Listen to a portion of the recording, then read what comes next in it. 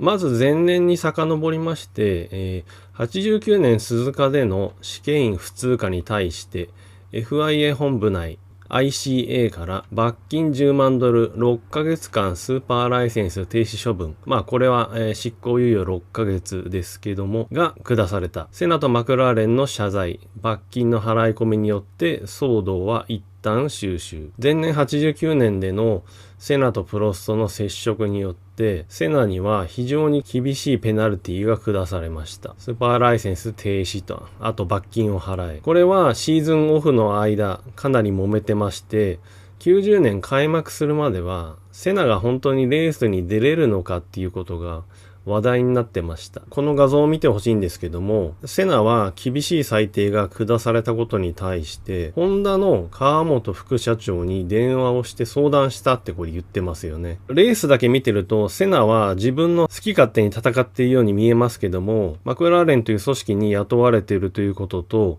そのマクラーレンに多大な資金を提供して、しかもエンジンを提供しているホンダに対して、きちんと義理を通すというか、そういう意味で、川本さんに話をする。ここでは言ってないですけど、ロン・デニスと話をして、自分が今後レースに出るべきかどうかというのを話したそうです。で、二人ともセナにはレースで戦うべきだと。ここでレースをやめてしまうのはダメだということで、説得されたようですね。その後もいろいろと大変だったようなんですけども、形上はセナもマクラーレンも謝罪をして、で、罰金を払って、90年の開幕戦に無事に出られたっていうことのようです。まず開幕戦の時点でセナは決していい精神状態じゃなかったということになります。アメリカグランプリでセナはアレジとバトルを演じて少しはモチベーションが上がったのかなと思ってたんですが、そうでもないようです。実を言えば今年のブラジルグランプリが来るまでは走る意欲を完全に失っていた。マシンに対して興味が湧かないし、ピットレーンに立っていても全然やる気が出てこないんだ。アメリカグランプリでのアレジとセナのバトルは非常に盛り上がりましたけども、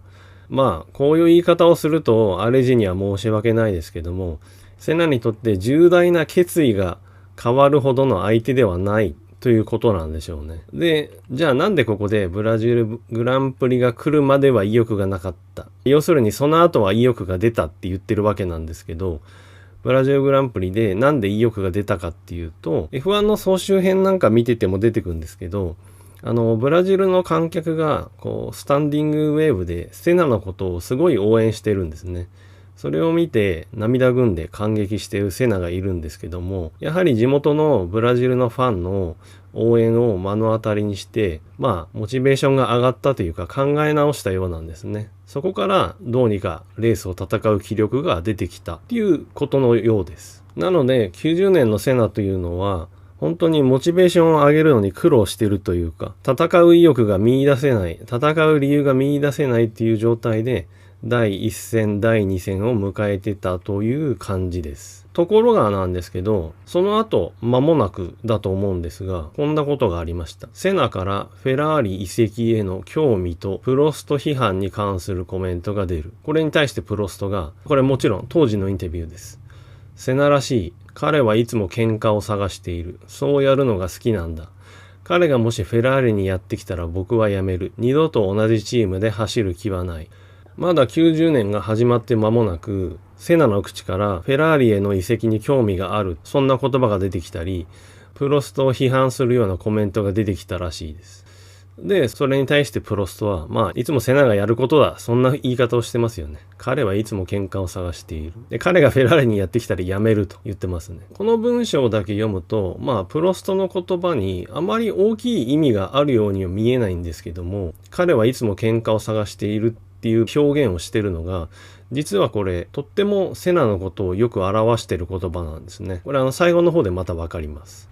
で、そんな感じで、プロストとのまた揉め事を起こしながらシーズンを戦っていったセナなんですけども、敵地イタリアグランプリでセナはポールから優勝。レース後メディアに促され、プロストと握手。これで遺恨はなくなったかに見えたが、敵地というのはもちろんフェラーリの地元、イタリアですから、本当はフェラーリのプロストが勝つべきレースに、セナはポールポジションを取って決勝も勝ったんです。で、その後レース終了後のインタビューで、メディアから促されて、なんでいつまでも二人は喧嘩してるんだみたいなことを言われて、セナとプロストは握手したんですね。これで形上去年からの遺恨はなくなったのかなっていう風に見えたんですけども、結局、90年日本グランプリ、セナはポールポジション。しかしスタート直後にプロストと接触。接触時セナのアクセルは踏み続けられていた。決勝ではプロストに勝てないと見越して接触を起こした。チャンピオン争いの終盤戦、また日本グランプリにやってきました。で、セナはポールポジションからスタートしたんですが、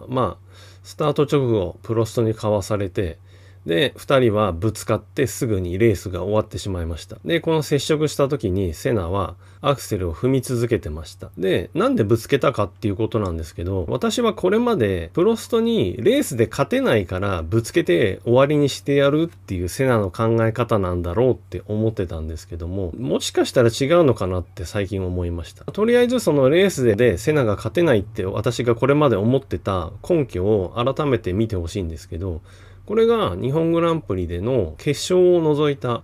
タイム一覧です。19日のまずフリープラクティス。プロストの方が早くて4番手。で、セナは7番手。で、そのまま1日目の予選。プロストが2番手。セナは3番手。で、翌日10月20日のフリープラクティス。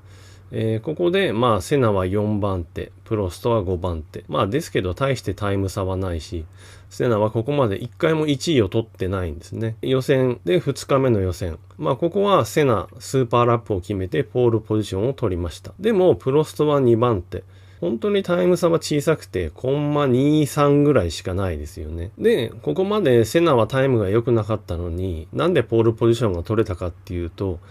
セナは予選のアタックがとてつもなく速いというのと、この時の予選用タイヤ、旧タイヤの使い方が抜群にうまかったので、大してセッティングが決まってない車でも、もうどうにかして走れちゃうっていうぐらいセナが予選に関しては際立っていたからだと思います。で、21日、決勝前のウォームアップで、またセナはあんまり速くないです。3番手、1分43秒353。プロストは42秒981。なので、これまで私は、セナは決勝レースになったら絶対勝ち目がないから、プロストにぶつけてしまえば、この時点でセナがポイントをリードしてますから、セナのチャンピオンが決まって自分が勝てるという短絡的な発想でぶつけたんだと思ってました。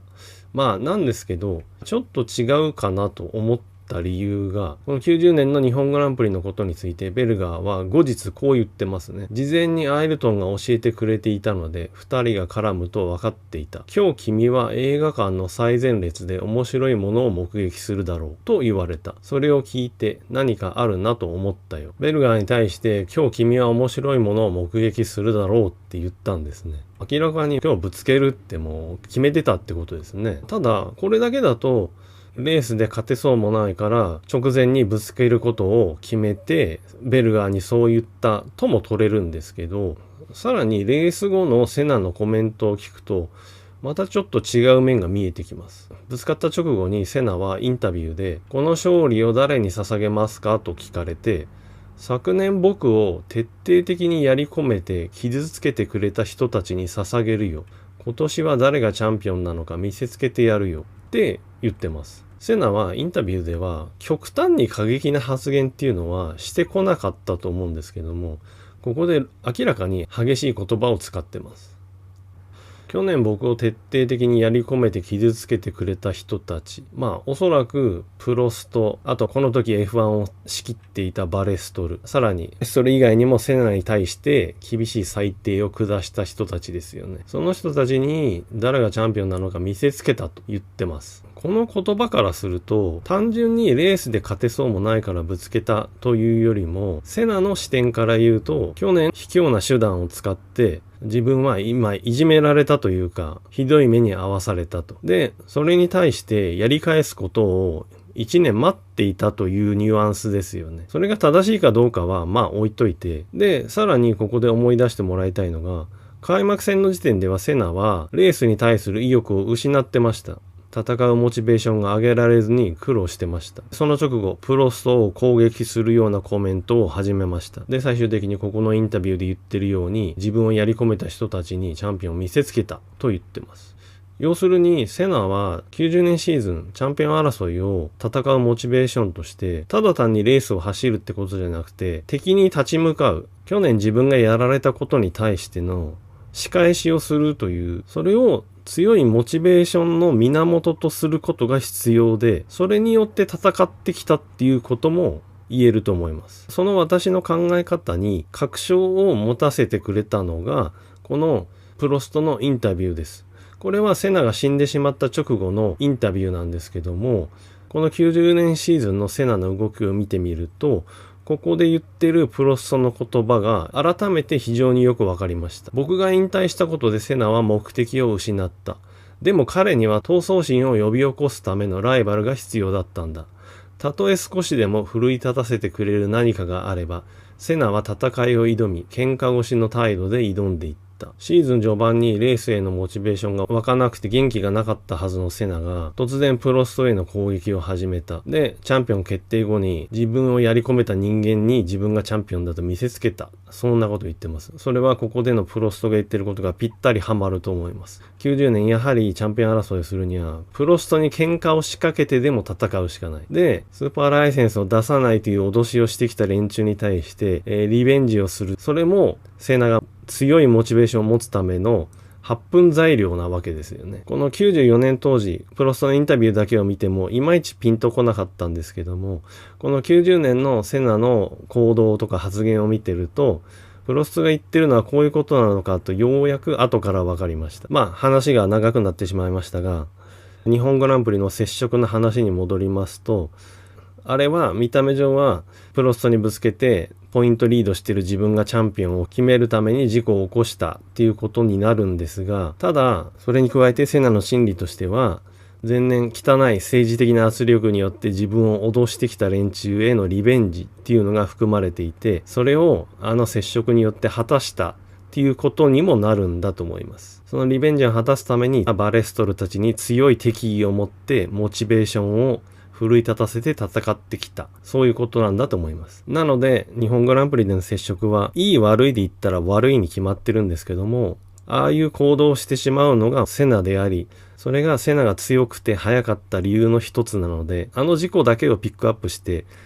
悪いとかいいとか、切り離せないものなんだなと最近ようやくわかりました。はい。今回の動画はここまでです。皆さんはどのように感じましたでしょうか。はい。何か思うとこあればぜひコメントください。